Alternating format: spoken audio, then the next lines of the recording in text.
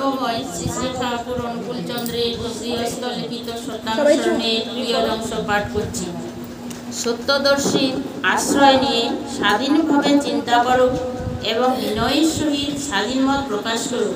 বই পড়ে বই হয়ে যেও না, তার এক্সেন্সকে মর্যাদাগত করতে চেষ্টা করো। Pull the axe to draw the seed. তুষটা ফেলে শস্যটা নিতে হয়। উপর দেখেই কিছু ছেড়ো না বা কোনো মত প্রকাশ করো না। কোনো কিছু শেষ না দেখলে তার সম্বন্ধে জ্ঞানই হয় না, আর না জানলে তুমি তার বিষয় কি মত প্রকাশ করবে। যাই হোক না কেন, যাই কেন করো না, তার ভিতর সত্য দেখতে চেষ্টা করো। সত্য দেখা মানেই তাকে আগাগোড়া জানা, আর তাই জ্ঞান। যা তুমি জানো না এমন বিষয়ে লোককে উপদেশ দিতে যেও না। বন্দে পুরুষোত্তম, বন্দে পুরুষোত্তম। জয় গুরু।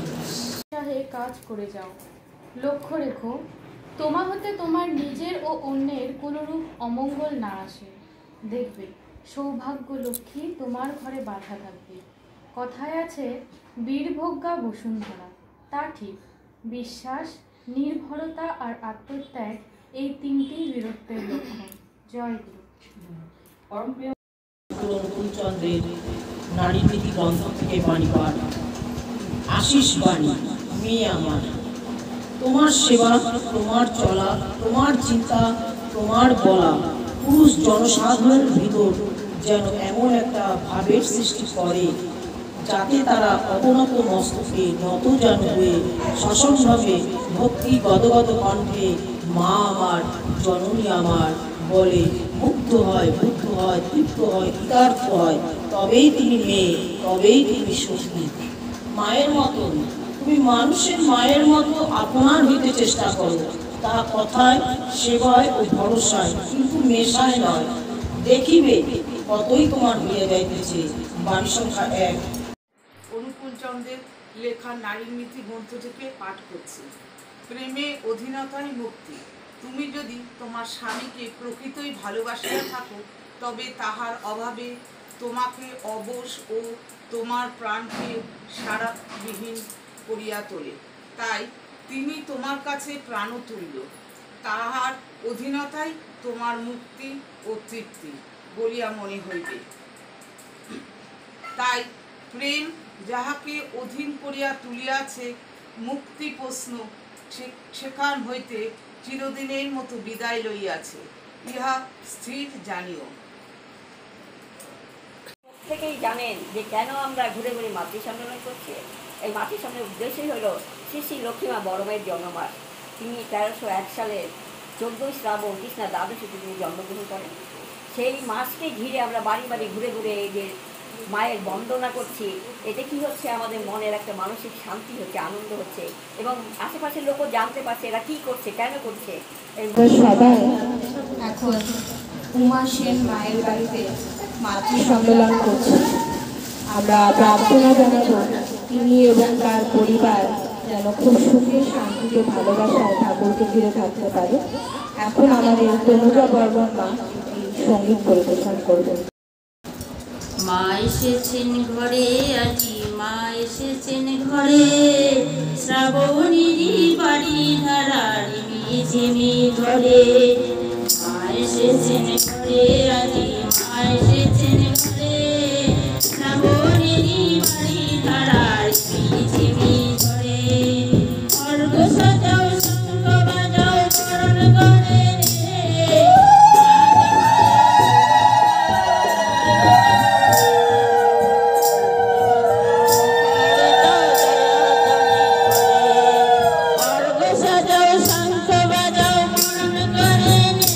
রে। আজ মায়ের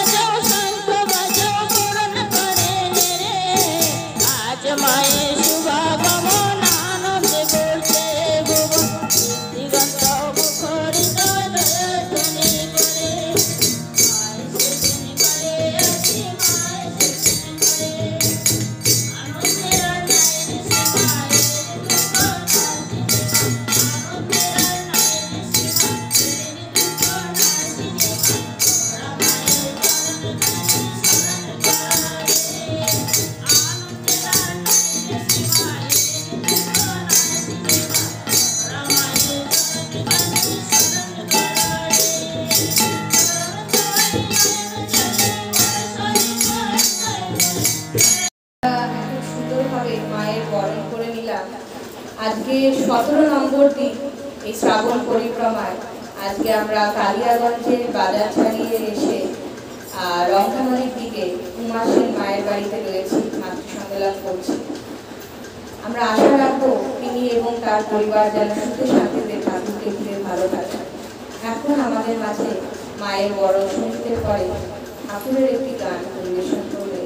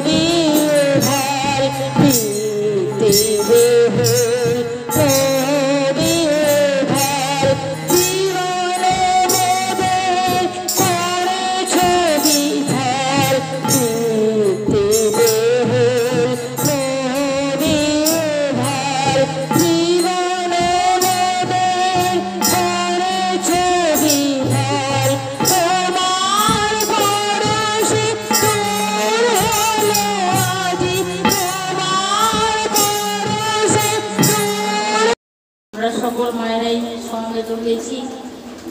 মা লক্ষ্মী মা, মা বড় মার কথা গান কীর্তনের মধ্য দিয়ে তুলে ধরার চেষ্টা করব, আমরা সকলেই করছি। আর সেই উপলক্ষে আজকে বাড়ির মঙ্গল শান্তি কামনা করে প্রত্যেককে জয়গুরু জানিয়ে আমি আলোচনা করছি। সত্যি আজ আমি ঠাকুরের কথাই বলবো, তবুও মনে হচ্ছে যে আমার সব মায়েরা এসেছে, খুব ভালো লাগছে। আর সত্যি একটা সংকটজনক পরিস্থিতিতে আমার চোখে জল এসে যাচ্ছে, তবুও মনে হচ্ছে যে আমার কোনটা করণীয় সেটা একটু বলি। আমি সকালেই শুনেছি যে আমার বাবা স্ট্রোক করেছেন, আর আগামীকাল আমার একমাত্র সন্তান ছেলে, তার একটি ফাইনাল এক্সাম আছে শিলিগুড়িতে, আবার আজ মাতৃ সম্মেলন। এই তিনটির মধ্যে আমি ঠাকুরকে বলছি কোনটি গ্রহণীয় তুমি বলে দাও। আর আমি ছাড়ছি না, আমি এবার না হয় গেলাম বাবার দেখা করতে, তাতে কি সমস্যা মিটবে?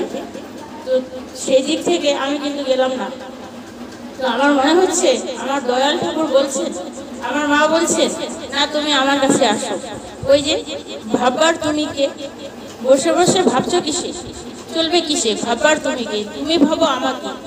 আরেকটি কথা হচ্ছে আত্মসমর্পণ অর্থাৎ সিলিন্ডার। আমি আমারটাই বলছি, সত্যিকারেই যদি ঠাকুরের চরণে আমি আত্মসমর্পণ করতে পারি বা চেষ্টা করি, তাতে মনে হয় সকল সমস্যাই দূর হয়। যেমন আমি কোথাও যাইনি, আমি মায়ের কাছে ছুটে এসেছি। মা তো করুণাময়ী, মা মমতাময়ী, মা বড় মা, মা লক্ষ্মী মা। মায়ের তুলনার শেষ নেই, ওপার এবং অসীম। মা বড় মা দেখিয়ে দিয়ে গেছেন আমাদের স্বামী সেবা কিভাবে করতে হয়, সংসার কিভাবে করতে হয়। মায়ের চরিত্রে কি কি গুণ থাকলে পরে একটা আদর্শ মা হয়ে ওঠা যায়। তাই আমার মনে হলো যে আজকে আমি সৎসঙ্গী মা বড় মার মাতৃ সম্মেলন রেখেছি আমরা মায়েদের, আমাদের এই শিক্ষার বিষয়। তো এই বাড়িতে একটি মা, নতুন মা রয়েছে, পূজা মা, তাকে বললাম তুমি নিজে হাতে আমার মায়ের মালা তৈরি করো, ঠাকুরের মালা তৈরি করো, ঠাকুর খুব খুশি হবেন। এবং এও বলেছি যে ঋত্বিক দাদাকে বলেছি, তো তোমার সৎনাম মন্ত্রে দুজনকে দীক্ষা করিয়ে দাও। তো এই যে ঠাকুর দেওয়ার জন্য বসে আছে, মা দেওয়ার জন্য বসে আছেন, কিন্তু চাইতে হয়, জোর করে ছিনিয়ে নিতে হয়। কিসের দ্বারা? প্রাথমিক সৎনামে আমাদের দীক্ষা গ্রহণ করতে হয়।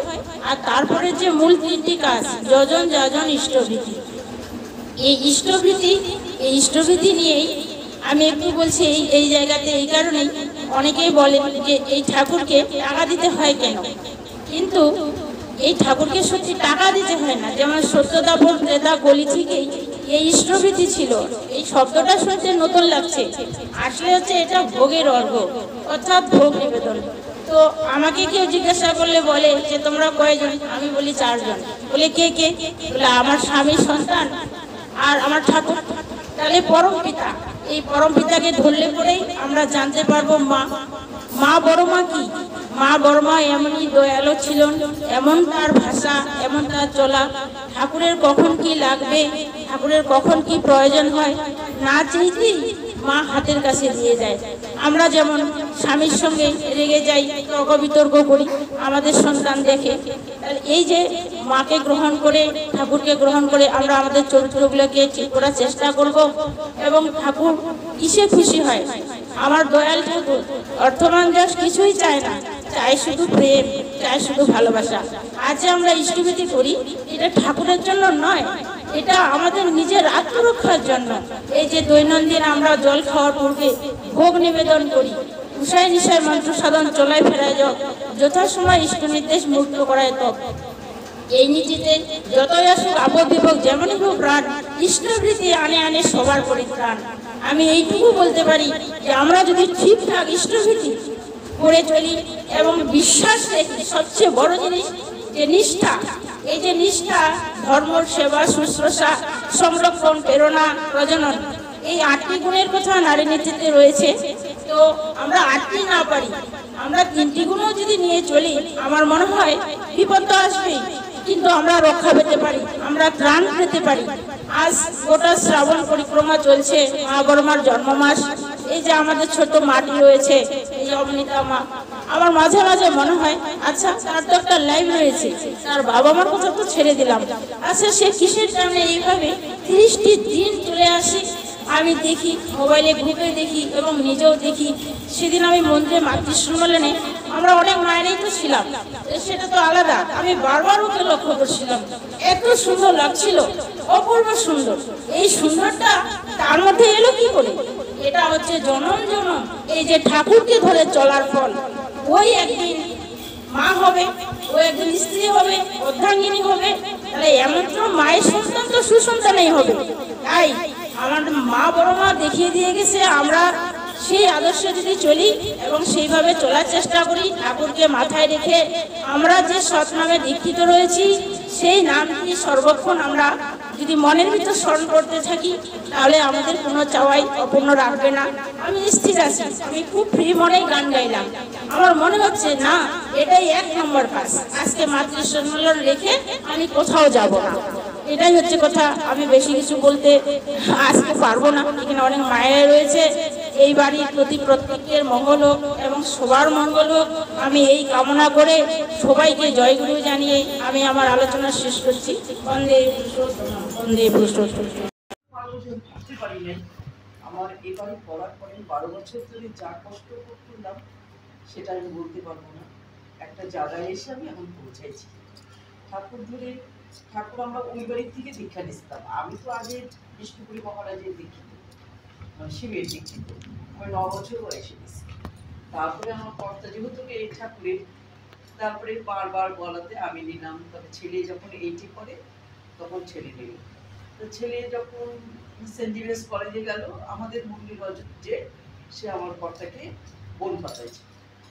সে বললো, বৌদি তোমার ছেলে না সেন্ট জেভিয়ার্স কলেজে ফার্স্ট করে, তখন বিকম করতে ছিল। তারপরে আমি বললাম তুমি কি বলো ভাই, সে উড়াই দিলাম। তার বিকমে পাস করলো, ফার্স্ট হইলো।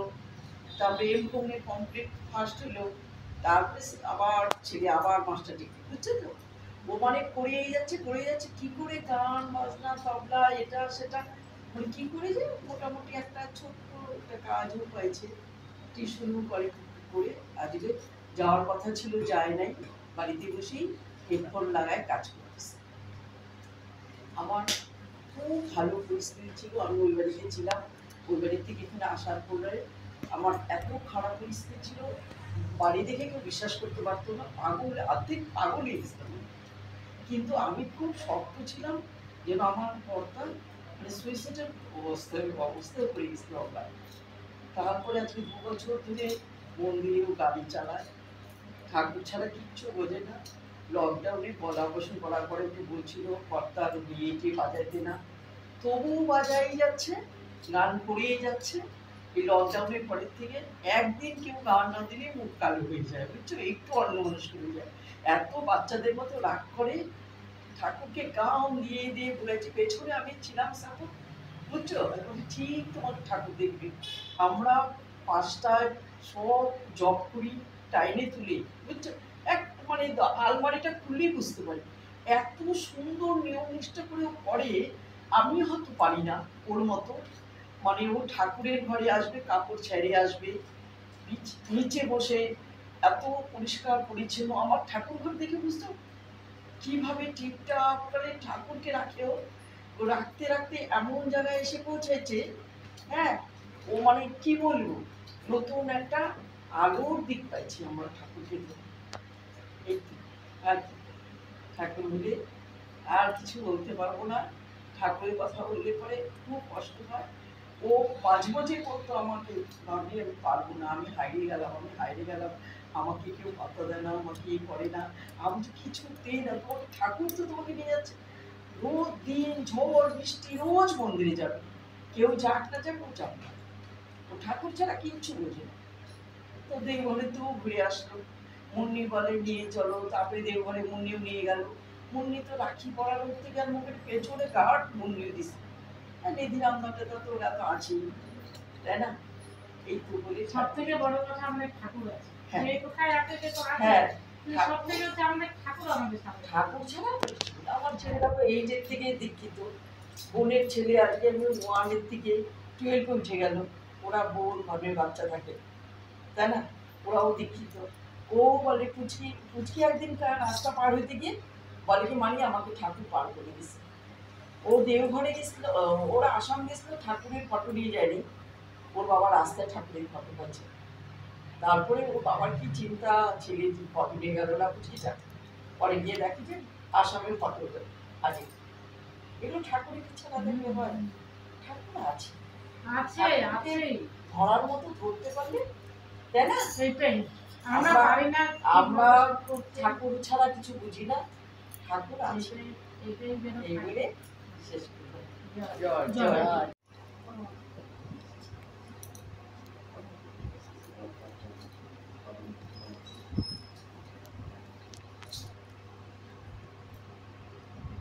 আমি হঠাৎই শুনলাম তপনদা বাড়ি আজকে মাতৃসম্মেলন। তা আজ এলাম, রাস্তা বেরোয় দিকে কেউ নেই, আমার বর বলছে তুমি একাই যাও। তা আসলাম, যাই হোক আমাকে কিছু বলতে বলা হলো। এবার ঠাকুরের কথা কি বলবো, ঠাকুরের সঙ্গে তো আমি যুক্ত প্রায় 10 বছর যাবত। এবার আমার সঙ্গীর অভাবে আমি সময় দিতে পারি না। এখন আমি একটু মন্দিরে যাচ্ছি, যাই হোক এতদিন বাইরে ছিলাম, এখন আমি আসছি বাড়িতে, এখন আমি মন্দিরে যাচ্ছি। মায়েদের সঙ্গ পেলে আমি মায়েদের সঙ্গ দিই মাতৃসম্মেলনে। যাই হোক, তারপর আমার বর অনেকদিন আগেই দীক্ষা নিয়েছিল, তারপর আমাকে দীক্ষা নেওয়ার কথা বলছি। আমি বলছি আমি এখন নেব না দীক্ষা। অনেকেই আমাকে বলে, আমার ভাইস্তারাও বলে, কাকা তুই বল ঠাকুরকে, ঠাকুরের কাছে ছেড়ে দে তুই, যে কাকিমাকে যে দীক্ষা দিতে পারছিস না, তুই ঠাকুরের চরণে সমর্পণ কর, তবেই দেখবি ঠিক হবে। মন্দিরে কেশবদা আসছে, মা তোমাকে ডাকছে। কে ডাকছে? বলে ঠাকুর ডাকছে। আমি ঠাকুর যখন ডাকবে তখন আমি নিশ্চয়ই যাব। বলে আপনি কেন যাচ্ছেন না মন্দিরে, আপনি আসেন মন্দিরে। আমি একজন কেশবদাকে বলছি, না ঠাকুর তো আমাকে ডাকছে না। বলে না ঠাকুর ডাকছে, আপনি যাচ্ছেন না। ঠিক আছে, ঠাকুর ডাকলে আমি ঠিক যাবো, এটা বলছি কেশবদাকে। তারপর কৃষ্ণ বিষ্ণু আমার হাজবেন্ড সবাই আমাকে বলছে তুমি দীক্ষা নাও, তুমি দীক্ষা নাও, দীক্ষা নাও। তখন আমি মনে মনে ভাবছি যে সবাই যখন আমাকে বলছে দীক্ষা নিতে, তবে আমি যদি দীক্ষা নিই তাহলে আমি ঠাকুর পরিবারে কারো থেকে দীক্ষা নিই। এটা আমি ভাষা দিয়ে আজকে বলছি ঠাকুরের সামনে, কিন্তু আমি মনে মনে এটা বলছি। আমার বর বলছে, আমার ভাস্তারা বলছে, যে দেখে সে বলে, কেশবদা আমার বাড়িতে এসে বলে যায়, কেশবদা ফোন করে একদিন বলছে, দাদা এক মা আসছে, একটু দীক্ষাটা দিয়ে দিবেন তো। আমার বারান্দায় দাদাই বলছে, তবু আমি যাই। তখন আমি মনে মনে ভাবছি যে আমি যদি দীক্ষা নিই তাহলে ঠাকুর পরিবারে কারো থেকেই আমি দীক্ষা নিই। এবার এটা মনে মনে বলছি, আর সবাই আমাকে বলে যাচ্ছে দীক্ষা নেন, দীক্ষা নেন, দীক্ষা নেন। আমার হাজবেন্ড তাও আগে নিয়ে গেছে। এবার তারপরে আমার বরের সরকারি কাজ হলো একটা, কাজের পরে আমরা ওদলাবাড়ি চলে যাই। তখন ওদলাবাড়ি যাওয়ার পরে আমার ভাসুরের মেয়ে বলছে, কাকা আমরা দেওঘর যাবো, তোরা যাবি নাকি? তখন আমার বর বলছে, হ্যাঁ হ্যাঁ যাবো যাবো, তুই আমার ট্রেনের টিকিট কাট, আমরা যাবো। আমি তখন বলছি যে আমি ঠাকুরের দীক্ষা নেই, আমি কেন যাবো ওখানে, আমাকে ঢুকতে দেবে নাকি? আমি যাবো না, তুমি আমাকে গাড়িতে তুলতো, আমার বাড়ি চলে যায়, তুমি ও মামনের সঙ্গে চলে যাও দেওঘরে। আমার বর বলছে মাথায় হাত, আমি তো তোমাকে রেখে যাবো, এত দূরে যাবো আমি, তুমি আর আমি দুইটা লোক, তা আমি যাবো তুমি যাবো, এটা তো কোনো হয় না। তারপর সবাইকে ফোন করছে, দেখ আমার বই কথা বলছে, ঠাকুর মন্দিরে যাইতে যাচ্ছে না আমার বউ। তখন বলছে যে না হবে, কিচ্ছু হবে না, নিয়ে যা। কৃষ্ণ বলছে নিয়ে যা, কিচ্ছু হবে না, নিয়ে যা, তুই কাকিমাকে ছাড়বি না এখান থেকে, আর এখানে এসে বাড়িতে ঘরে একা থাকি কি করবি? তারপরে আমাকে জোর জবরদস্তি দেওঘরে নিয়ে গেল। দেওঘরে নিয়ে গিয়ে আমি পূজনীয় আশ্রমে দাদার কাছে দীক্ষা নিই। তাহলে ঠাকুর যদি থাকে, আছে, ঠাকুর যে আছে এটাই তার প্রমাণ। কারণ আমি মনে মনে বলছি, আমি যদি বলি আমি যদি দীক্ষা নিই তাহলে আমি ঠাকুর পরিবারের কাছ থেকে দীক্ষা নিই। আমার হাজবেন্ড কিন্তু শঙ্করদা ওরা কেউ কিনছেন। তখন আমি বলছি কথা মনে মনে, ঠাকুর যে আছে এটাই তার প্রমাণ। কারণ আমি তো আর কিছু জানি না, কি ঠাকুর পরিবার কি না কিছু জানি না, এটা মনে মনে বলছি। আমি দীক্ষা নিয়ে ঠাকুর পরিবার দেখি। এবার দেওঘরে গেলাম, দেওঘরে যাওয়ার পরে ঠাকুরের যে দাদারা আছে তাদের কাছ থেকে তো অনুমতি নিতে হয় দীক্ষা নেওয়ার জন্য। এবার দীক্ষা নেওয়ার জন্য অনুমতি নিলাম, বললো হ্যাঁ ওই স্কুলে মাস্টারমশাই কালকে সকালে দীক্ষা দেওয়া হবে। চান টান করে লাল পাড় শাড়ি টাড়ি পরে গেছি ওর মধ্যে গিয়ে ঘরে আরো 4-5 জন আমাদের সঙ্গে ঘরে নিয়ে গেছে। এরকম একটা ছোট ঘর, ঠাকুরের সব ফটো বসে আছি বসে আছি বসে আছি বসে আছি, উনি আর আসছেন না কি হলো অধৈর্য হয়ে যাচ্ছে সবাই। এবার অধৈর্য হয়ে গিয়ে আমি তো বসেই আছি চুপ করে, অধৈর্য হয়ে পরে শোনা গেল যিনি আমাদের দীক্ষা দিবেন তিনি একজন অসুস্থ, তিনি চলে গেছে হসপিটালে। এক মাস্টারমশাইকে বলছে আমাদের দীক্ষা দেওয়ার জন্য। এবার পরে কে দীক্ষা দিবে তারপরে শেষ পর্যন্ত ওই আশ্চর্যদের দাদা এসে আমাদের তোমার মনের ইচ্ছাটাকে মনের কথা শুনছে ওই জন্য উনি মানে হসপিটালে চলে গেছে। এই জন্য আমি এখন বলি যে যা করবেন ঠাকুর, আর কিছু জানি না, আমি কিছুই জানি না, আমি কিছুই বুঝি না। আমি ঠাকুরের শুধু 2 বেলা প্রার্থনা করি, ইষ্টবিদ্যা সকালে করি, ঘুম থেকে যখন উঠি পারলে সময় মতো উঠি, আর শরীরেরও বেশি ভালো না আমার, যাই হোক এই করি। আমি জানি ঠাকুর আছে, কিন্তু মন দিয়ে প্রাণ দিয়ে তাকে ভালোবাসতে হবে। আমরা ভালোবাসতে জানি না, আমরা ঠাকুরকে শুধু জয়গুরু বলেই আমরা খালাস হয়ে যাচ্ছি, কিন্তু ঠাকুরকে তো ভালোবাসতে জানি না। আরেকটা কথা বলি, আমি একদিন মগরাডাঙ্গিতে হচ্ছে অনুষ্ঠান, সেখানে এক গুরু ভাই বলছে ওখানে যাবে নাকি, বলছে হ্যাঁ যাবো। তারপরে আমরা চান করে খাওয়া দাওয়া করে যাবো, তখন আমার ব্যাগের মধ্যে টাকা ছিল 1000-1200। তখন আমরা যাওয়ার সময় গাড়ির মধ্যে বসছি, আমার সামনে 2টা মহিলা বসছে, আমার হাজবেন্ড বসছে, আমার পাশে 2টা মহিলা বসছে, তারপরে আমার গুরু ভাই যার সাথে গেছে সে বসছে। মহিলা দুটো জায়গা হচ্ছে না, মহিলাটাকে বলছি কি আমি দিদি আপনি ওখানে বসে, ওখানে জায়গা আছে, বলে না হবে। আর ওরা যেহেতু একটা বাচ্চা নিয়ে বসছে, আমি বলছি কি একটু সাইডে এরকম করে বেরিয়ে গেছি, যে ওরা বাচ্চাটা নিয়ে বসে ঠিক করে বসে একটু বেরিয়ে গেছি। যাওয়ার পরে ওরা বসছে কি আমার হাত দিয়ে ব্যাগের থেকে টাকা তুলে নিয়ে গেছে, যে টাকাটা তুলে নিচ্ছে অমনি আমার এখানে রাখছে।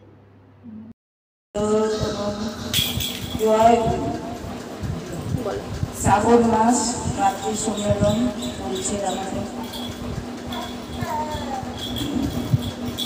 আমি দীক্ষা নিয়েছি 2018 সালে।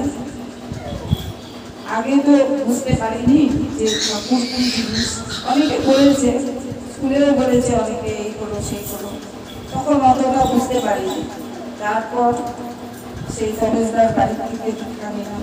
দীক্ষা নেওয়ার পর আমি অনেক কিছু জেনেছি, অনেক কিছু বুঝেছি, বুঝতে পারিনি মানে জেনেছি অনেক কিছু। জীবনের অনেক পরিবর্তন এসছে। ঠাকুর যে কি জিনিস, পরমা কি জিনিস, বই পড়ে অল্প অল্প শিখেছি এখন।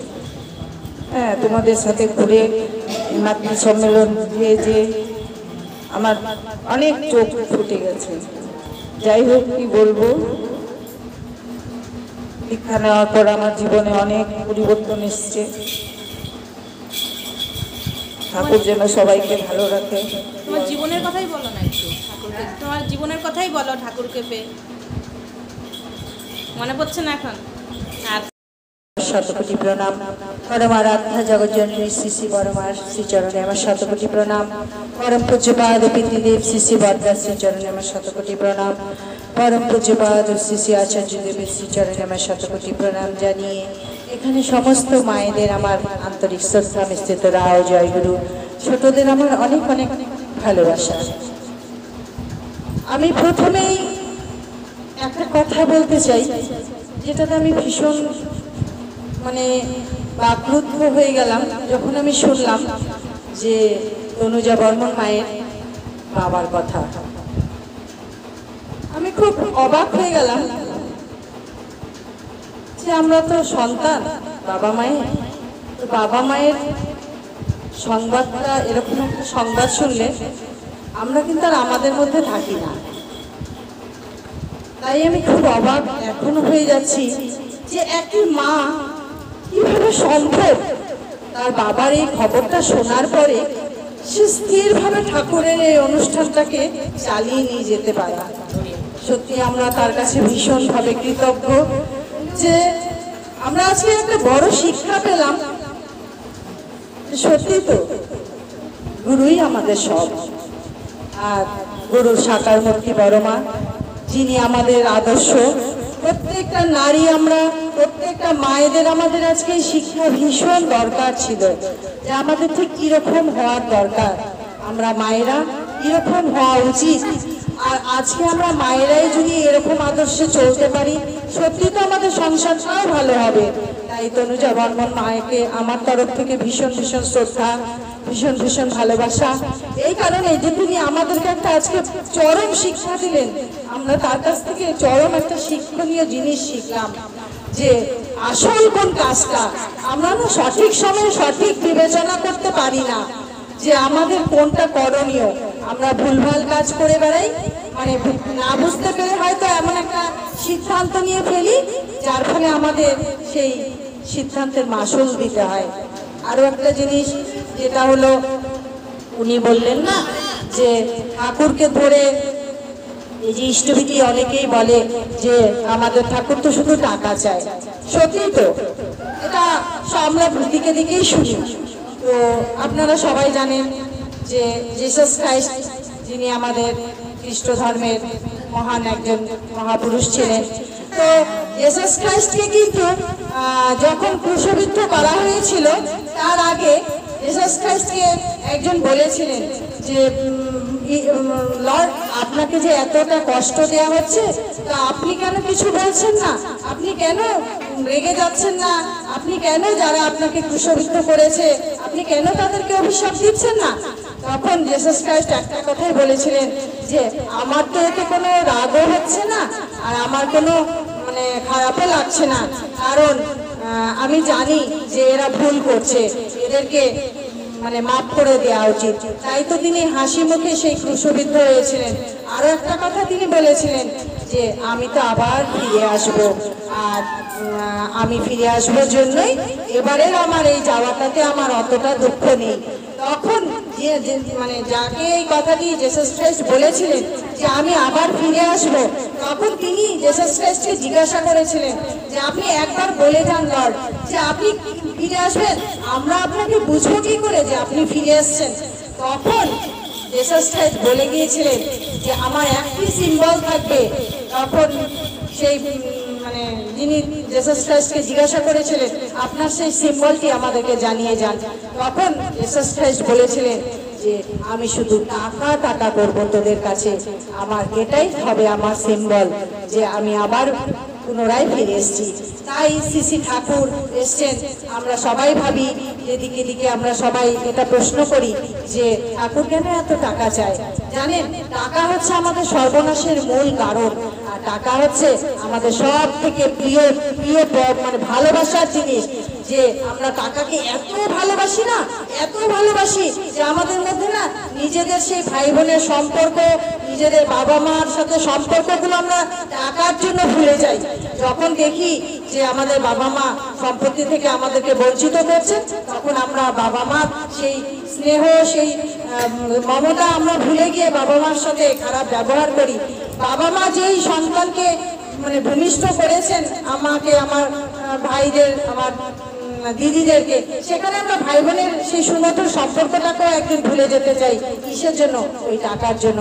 তাই ঠাকুর বলেছেন টাকাকে তো তোরা এত ভালোবাসিস, তো এই যে এই ভালোবাসার জিনিসটাই আমরা কেন ভালো আমাদের প্রিয় পরমকে কেন দিই না? টাকা তো আমরা বাবা মায়ের কাছ থেকে এই জন্য নিই যে আমরা যাতে ভালো থাকি।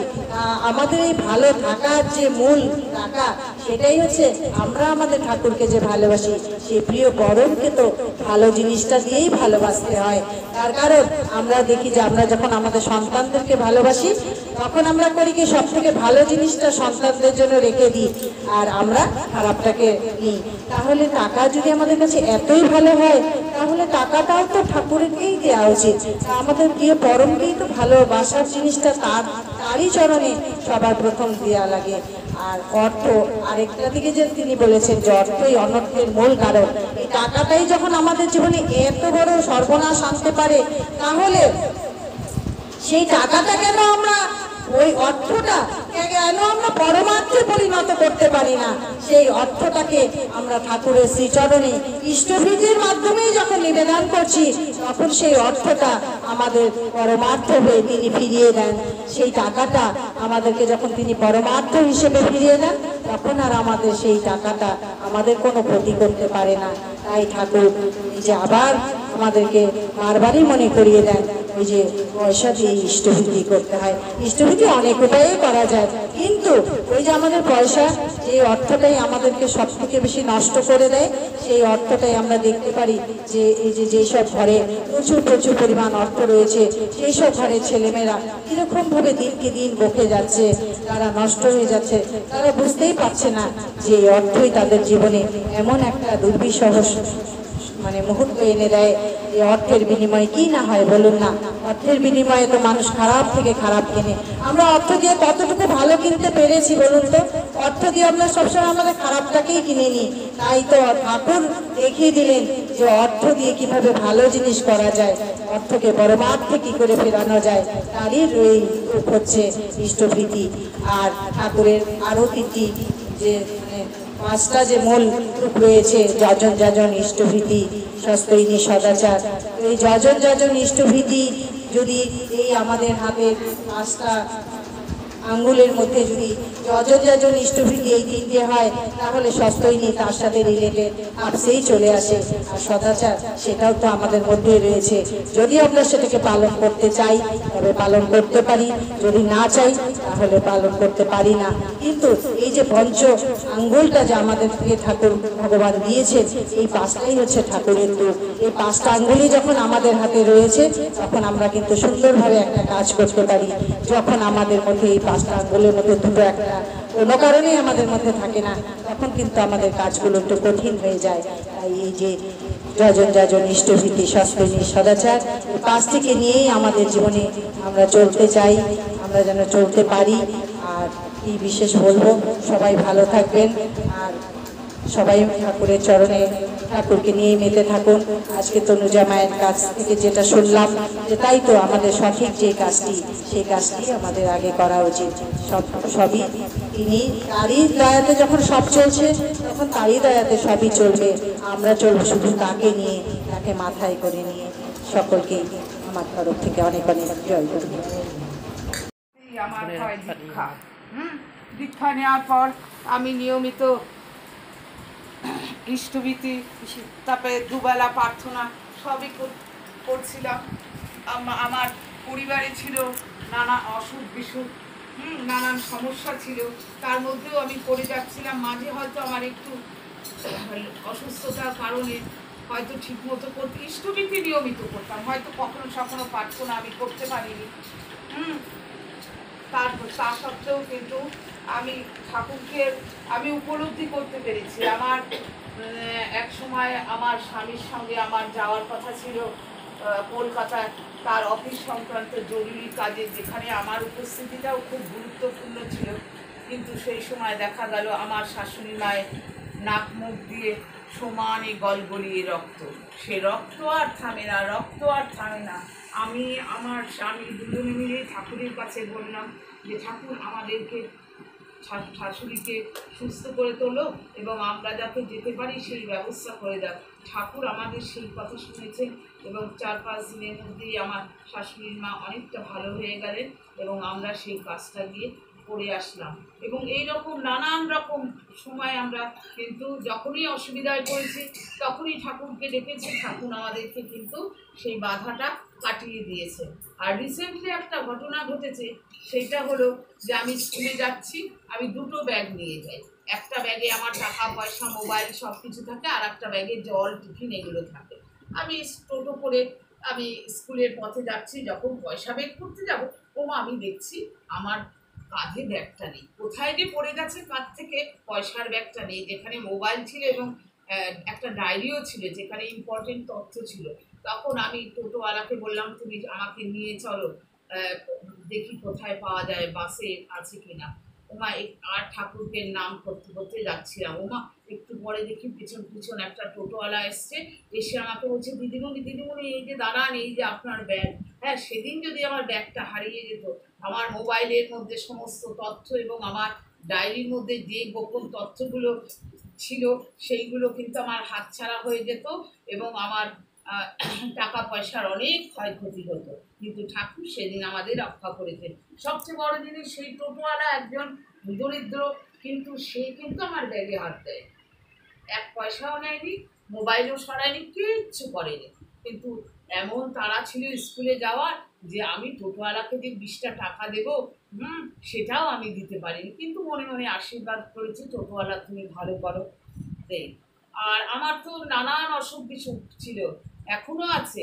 হ্যাঁ, যাই আমি ঠাকুরের দয়ায় হোক, চিকিৎসা করে ঠাকুরের দয়া আমি কিন্তু অনেক ভালো।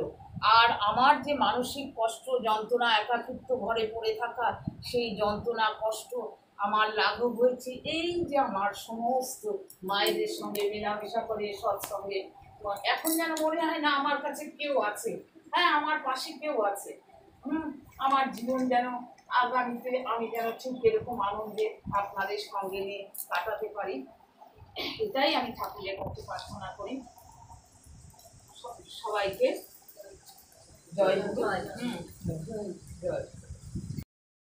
শীষ মাথায় করি ছুটছি ভরা ভুবন প্রভুর আশীষ মাথায় করি ছুটছি ভরা ভুবন প্রভুর আশীষ মাথায় করি ছুটছি মোরা ভুবন প্রভুর আশীষ মাথায় করি ছুটছি মোরা ভুবন সকল আধার দূর করিব, সকল আধার দূর করিব, যাব সব অবক্ষয়, সকল আধার দূর করিব, যাব সব অবক্ষয়, ছুটছি মোরা ভুবনময় প্রভুর আশীষ